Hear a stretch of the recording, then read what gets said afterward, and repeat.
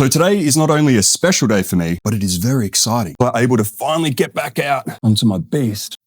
But I was also able to finally, after 2 months, pissing my wife off to no end, letting her know about every single camera spec and every single little thing that doesn't matter, she gives no shit about. I made a decision. And today, you lucky son of a bitch, I'm taking you to come pick it up. But before I tell you exactly what I got and why, let's get this gear away because it is getting hot.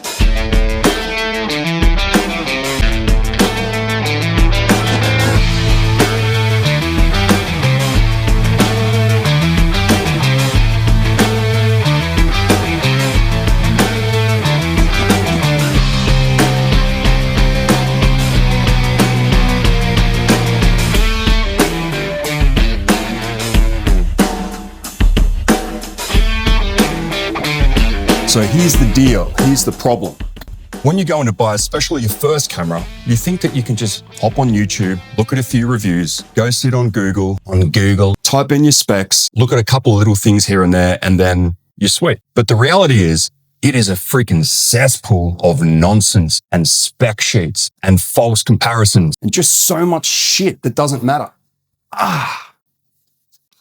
So I thought it would be valuable to make a video just going through the process of how hard it actually is to buy a camera. And if you're in a position similar to me and you've been tossing up between 4, 5, 7, 35 different camera bodies, hopefully this video can help you make a decision.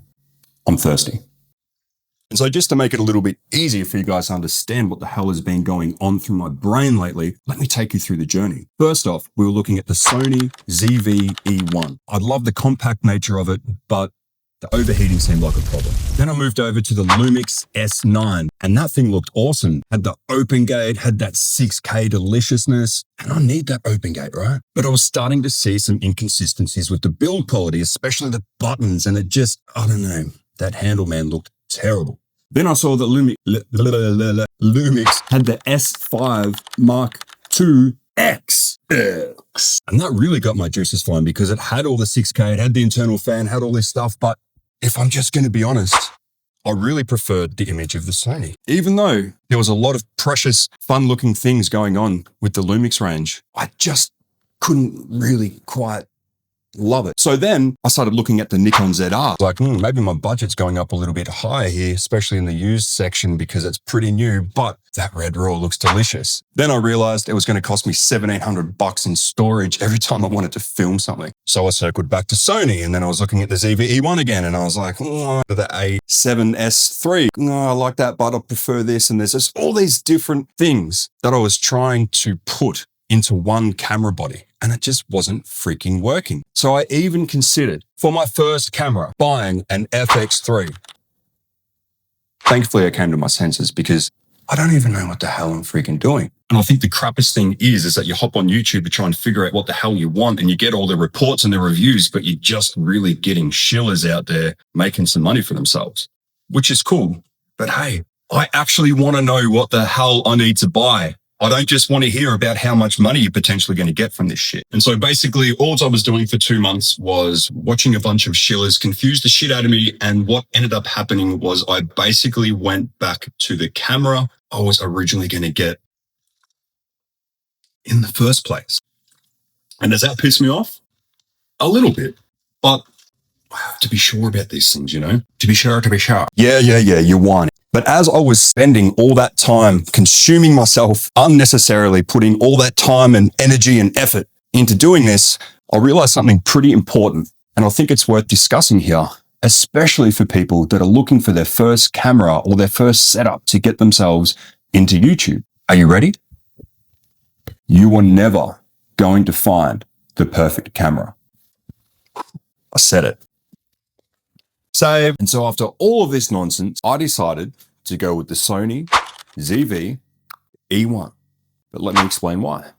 So after having a really good, long, hard look at myself, I come to the conclusion that I was just getting caught up on specs and what I could get in value for money. Nothing to do with my actual needs. And so this is where that realization kicked in. I was just searching for something that maybe I could keep for 15 years, but in reality, I just need something that I can start with right away. Just get some content out, just start filming. And unfortunately, we just get so caught up in what we think we're going to need, probably never ever freaking use. But enough of this chit chat, because it is time to go get my little toy. Let's go.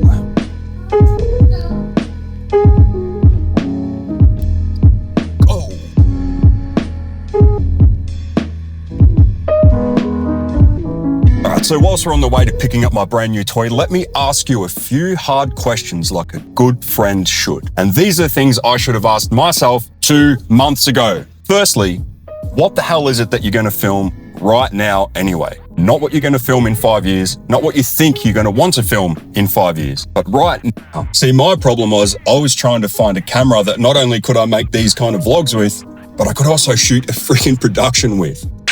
Come on. Okay, and secondly, do you actually even need a new camera right now? Or can you just get started with what you've got? Can you use your iPhone like what I'm doing right now? I'm shooting these on my base model iPhone 17 in cinematic mode. Cinematic mode, mate, for the quality. But I came to the conclusion that I didn't need a full-blown camera to start doing something for YouTube. I can start learning. And there's nothing like hands-on experience to start learning a craft. Because let's be honest, maybe you don't quite need the full setup that you think you need.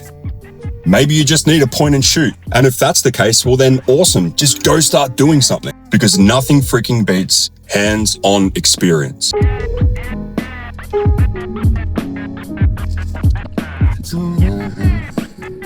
Almost there. Go. Let's go.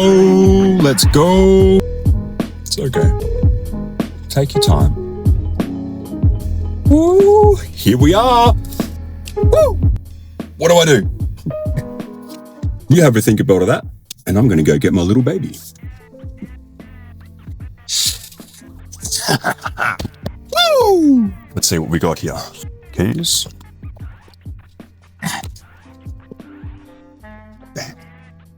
Pretty well packed. Okay. So I also got this little cage. It's a newer cage or I don't know.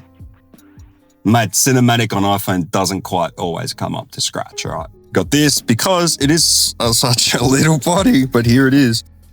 Oh, my little baby. This actually has more weight in it for its size than it looks. I know it's only, I think it said 400 grams or 500 grams or something, but that actually has a fair bit of weight for like its size. I didn't expect that. Ooh, yeah, rotating screen. Make sure the sensors are all good. Yeah, we're good. We look good. All right, make sure it turns on. Ooh, yeah. Here we go. All right, now that I've got this little guy, let's go finish off this video so I can go home and play. Finally. Ooh, and we are back. Ooh, and don't it feel good? Ooh. All right, so before I get too carried away, how about we sit down, I recap this video for you guys so I'm not just another douchebag adding to your confusion. Is that pretty? You like that? Painted it myself. Okay, let's get this guy back out.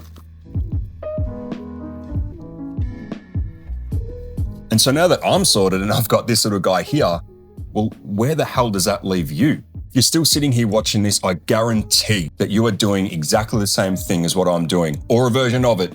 Overthinking, procrastinating, trying to put off just actually having what you want.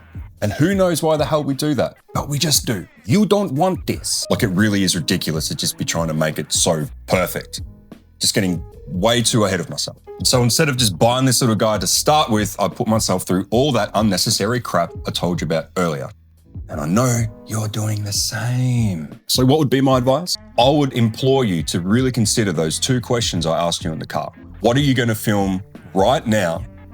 And do you actually even need the camera? Or can you just go out and start filming with what you've got now. And so when you consider those two things, if you're clear on it, then go buy the camera. You ask yourself those two questions and you're like, I still don't know. Here's my advice. Drop it. Forget that you even want a camera. Put it off for a week or two and see what comes up. See what's out there that starts inspiring you to start thinking a bit differently and more creatively, and just start making anything, again, from your phone. I still understand and I get what it's like. You just want it to be right. But if there's two or three you're tossing up between, just get it. It doesn't matter. And so in saying that, I'm going to go turn this little guy on and see what all the craze is about. So what are you getting at? Just say it already. If you're ready, go and buy the camera. If not, think about watching this video up here. Could be fun. Otherwise, I'll catch you later.